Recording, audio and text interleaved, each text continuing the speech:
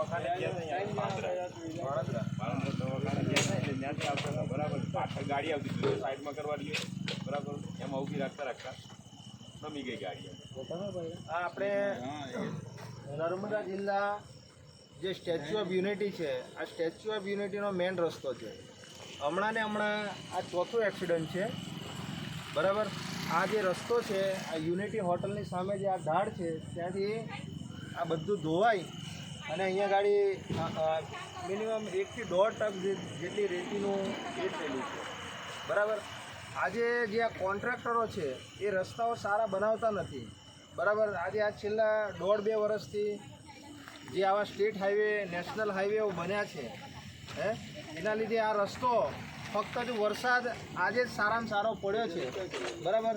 તો તેમાં આ અહીંયા ગાડી આ ચોથું એક્સિડન્ટ છે.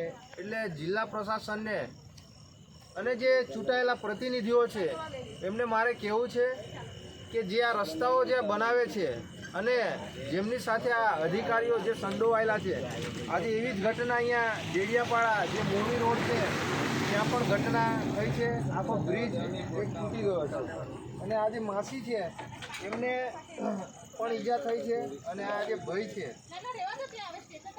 લઈને આવો ને ત્યાં બરાબર. એક જણને ચલાવી લો, જેને ના ચલાવે તેને આમાં જ લઈ લો. આ બાજુ આ બેન છે. બેન તમને કેમ વાગ્યું? પગમાં વાગ્યું. આ બેનથી ઊભું થવાતું નથી બરાબર. એટલે પ્રશાસનની નિષ્કાળજીના લીધે આ નિર્દોષ માણસો ભોગ બની રહ્યા છે આ ચોમાસાના સમયે.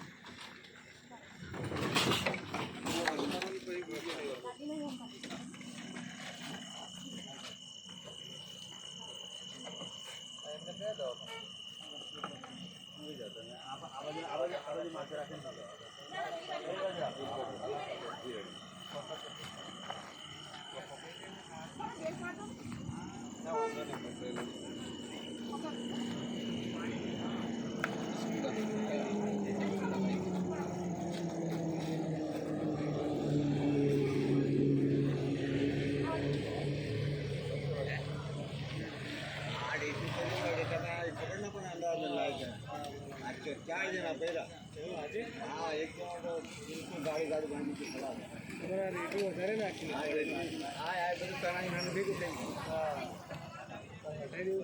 અવાજની વાત એમને હટાવી દેવું છે. સીટ મારી